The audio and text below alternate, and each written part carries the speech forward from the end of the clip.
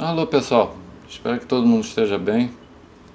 Vamos para mais um resumo da semana do Diário dos Beatles. Resumo da semana de 27 de março a 2 de abril. Pois bem, a primeira matéria mostra um lado bem humilde do George Harrison, né? A Olivia diz que George Harrison não esperava ser lembrado. Falando ao Los Angeles Times sobre o legado do álbum da estreia de George Harrison, Fig My Pass, Olivia disse que não achava que seu marido pensasse que os fãs se lembrariam dele. Ela disse que George nunca se preocupou com seu legado. Ele sabia que ao Fig My Pass significava coisas para as pessoas. A Olivia falando, ele sabia que isso ajudava as pessoas em suas vidas. As pessoas escreviam para ele e diziam: mesmo que seja uma pessoa, mesmo que ajude alguém, então isso é ótimo. Mas ele não estava preocupado em como seria lembrado. Refletindo sobre as opiniões de George sobre o seu legado, Olivia não consegue acreditar que ele não esperava ser lembrado. Olivia falando, não é que ele não quisesse ser lembrado, mas ele não esperava ser lembrado, o que sempre achei impossível. George buscou respostas em várias religiões e espiritualidade no momento de sua morte. Muitos acreditam que ele encontrou suas respostas.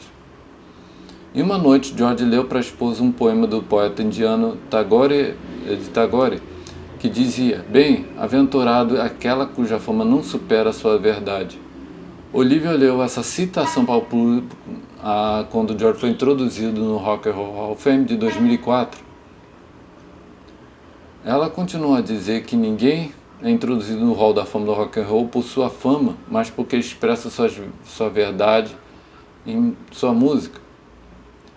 Desde a morte de seu marido, Olivia tem cuidado do legado do marido, George Harrison, junto com os outros sobreviventes dos Beatles, né? Bem, outra matéria, aniversário de um single muito famoso. Essa música tocou muito nos anos 80, até hoje toca nas rádios e tal. O single Ebony Ivory de Paul McCartney completa 40 anos. Ebony Ivory foi um single número 1 em 1982 de Paul McCartney e de Stevie Wonder. Foi lançado em 29 de março de 82. A canção é do álbum Tug of War. A canção alcançou o número 1 no Reino Unido e nas paradas dos Estados Unidos. Foi número 1 em ambos os dois. E apareceu na coletânea All The Best em 87. O lado B do single é a Rain Clouds. A canção é sobre as teclas de um piano, ébano, preto, e branco, marfim, mas também lida com a integração e harmonia racial em um nível mais profundo. O título foi inspirado por Paul McCartney ouvindo Spike Milligan dizer: Black notes, white notes, are you need to play to make harmony, folks. A figura é muito mais antiga, foi popularizado por James Agnew nos anos 20, inspirando o título do jornal The Case, mas estava em uso pelo menos na década de 1840. Escrito apenas por Paul McCartney, a canção foi tocada ao vivo no estúdio tanto por Paul McCartney e Stevie Wonder. Embora devido a horários de trabalho conflitantes, ambos gravaram suas partes para o vídeo da canção separadamente, como Paul explica no comentário do DVD The Paul Years, The McCartney Years. O vídeo dessa explicação está lá na postagem. O single alcançou 7 semanas como número 1 na Billboard e foi o quarto maior hit de 82. Em 2008, a canção foi classificada na posição 59 da Billboard, da série As Melhores Canções de Todos os Tempos. Mas o que acontece quando uma coisa muito, né, se toca demais, toca de várias vezes, né? Começa a enjoar, e é o que acontece. Com o tempo a música foi ridicularizada como açucarada demais. Resultado, de- em outubro de 2007 para cá, ela foi nomeada como uma das músicas mais chatas, né? De na como sendo a nona música mais chata de todos, né? As piores músicas de todo o tempo. A música Ebony Ivory foi banida por um tempo na África do Sul durante o Apartheid. Ah, e o lado B da música é Rain Clouds.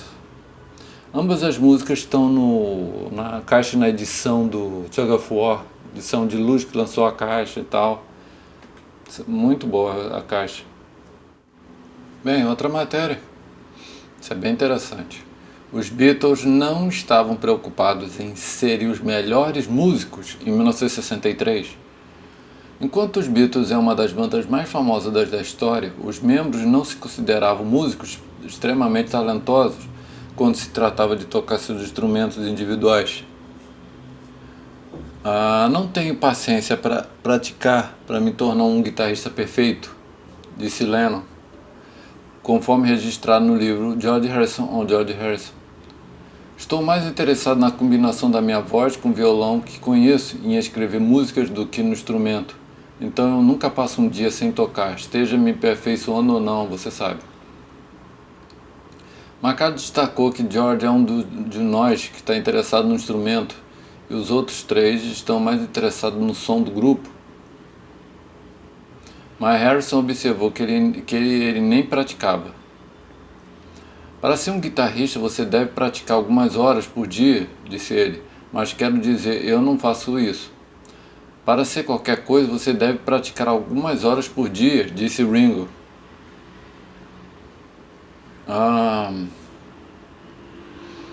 Aí o George fala, bem, você sabe, quero dizer, individualmente somos todos, suponho que somos todos músicos ruins, na verdade. Mesmo que os Beatles não se consideravam os melhores músicos em 1963, eles estavam começando a explodir no Reino Unido. Em uma entrevista para um documentário da BBC, apenas alguns meses antes, eles adivinharam quanto tempo a banda ia durar. Lennon disse que eles teriam sorte se durasse 3 meses, Harrison adivinhou pelo menos mais 4. Não era tanto que prevíamos um grande sucesso, disse McCartney ao Public Ear. Nós nunca pensamos que algo particularmente ruim aconteceria conosco. Nós nunca sentimos, nunca me sentei em um ponto específico e meio que me preocupei com nada. Nós sempre pensamos que algo iria acontecer em algum momento. Em 1963 houve um mal-entendido sobre o quanto os Beatles estavam ganhando. Fomos citados erroneamente e pessoas dizendo que ganhamos 7 mil por semana e tudo mais, disse George Harrison. Embora talvez não 7 mil por semana, mas Harrison admitiu que eles e seus colegas provavelmente ganham bastante.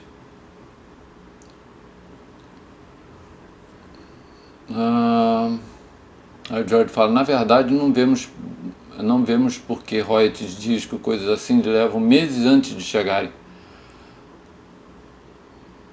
Aí George fala, o problema é que indiretamente estamos e não estamos fazendo isso pelo dinheiro. Realmente, porque não se esqueça, tocamos por cerca de 3 ou 4 anos, ou talvez mais, apenas ganhando quase nada. Bem, não teríamos vivido disso se estivéssemos fazendo isso por dinheiro. Não teríamos durado todos esses anos. Mas o dinheiro ajuda, convenhamos. Outra matéria, essa é já triste, né? Para mim foi uma surpresa, um choque, né? A morte do baterista do Foo Fighters, Terry Hawkins. Aí Paul, dias depois, ele emitiu uma nota, foi no dia 30. Paul McCartney fala sobre a morte de Terry Hawkins. A morte repentina de Taylor foi um grande choque para mim e para as pessoas que o conheciam e amavam. Ele não era apenas um grande baterista, mas sua personalidade era grande e brilhante e fará muita falta a todos que tiveram a sorte de viver e trabalhar ao lado dele. Foi convidado pelo Foo Fighters para tocar em uma de suas faixas. Acontece que eles queriam que eu tocasse bateria em uma das músicas de Taylor. Esse pedido veio de um grupo com 2 bateristas incríveis. Foi uma sessão incrível e cimentou meu relacionamento com Taylor e os caras. Mais tarde perguntaram se eu os introduziria no Rock and Roll Hall of Fame. Eu cantei com eles Get Back. Taylor forneceu uma parte da bateria poderosa e eu nunca vou esquecer aquela noite. Tudo isso tornou muito mais um choque desesperadamente triste ao saber que ele havia morrido então. Obrigado, Taylor, por compartilhar alguns minutos gloriosos comigo. Você é um verdadeiro herói do rock and roll e sempre permanecerá no meu coração. Deus abençoe sua família e banda. Amor, Paul McCartney. Outra matéria. Essa aqui é interessante. Há umas postagens lá atrás, teve uma matéria que eu não lembro qual jornal agora de cabeça, mas um jornalista desceu o cacete no disco Abbey Road. Ele falou, não, esse disco é um lixo, coisa horrorosa, como é que os Beatles lançam isso e tal, né? Desceu o cacete. Pois bem, o álbum Abbey Road foi indicado ao Grammy, mas perdeu. O álbum Abbey Road dos Beatles foi indicado ao Grammy de álbum do ano, em 1970, mas perdeu. A banda tem mais de 20 indicações ao Grammy e 7 vitórias em seu currículo. Em 1966, os Beatles foram indicados em 3 categorias: álbum do ano para Help, melhor performance contemporânea e grupo vocal e instrumental, e melhor performance de um grupo vocal, ambos para a música Help. Abbey Road teve indicações ao Grammy na categoria álbum do ano e melhor performance vocal contemporânea por um grupo, mas o álbum do ano foi para Blue Sweet Tears, que é uma banda. Quer dizer, eu gosto também de Blue Sweet Tears, mas se você botar hoje em dia esses dois álbuns, é capaz de o pessoal nem saber quem que é Blue Sweet Tears. Durante uma entrevista com a CBS News, McCartney falou sobre a inspiração para a capa. Estavam no estúdio lá embaixo, dando os retoques finais no álbum, e tínhamos outro título que não gostamos muito. Então eu apenas disse, ei, por que não chamamos isso de Abbey Road? E o que podíamos fazer simplesmente sairmos e atravessarmos o cruzamento? Está feito, você sabe. E foi o tipo, sim, ok, todos concordaram. Outra matéria. Danny fala como era o pai de George Harrison.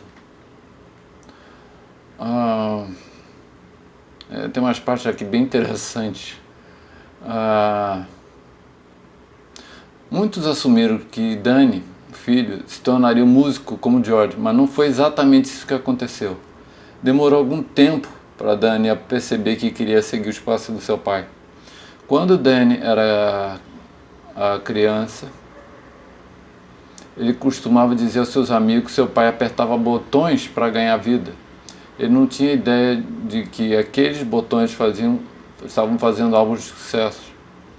Eu saía com meus pais, eu estava sempre tentando estar com os garotos grandes, e os garotos grandes na minha casa eram como Jeff Lynne. Disse Danny ao Daily Mail, jornal britânico.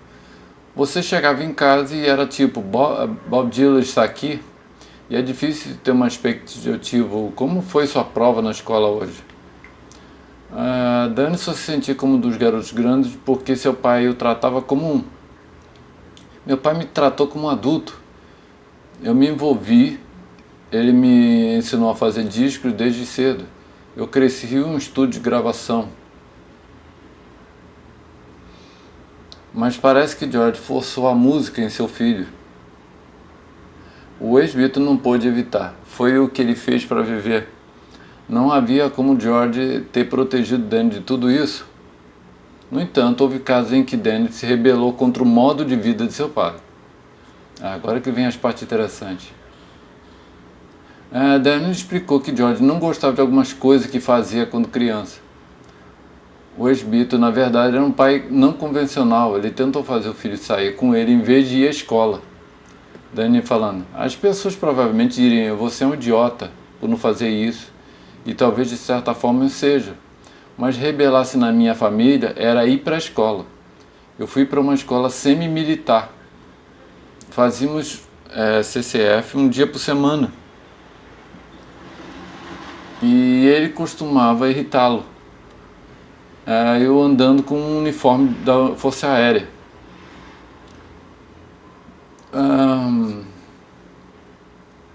Danny sempre achou seu pai que era legal, mas o único momento que ele realmente provou isso foi quando o Danny tinha 15 anos.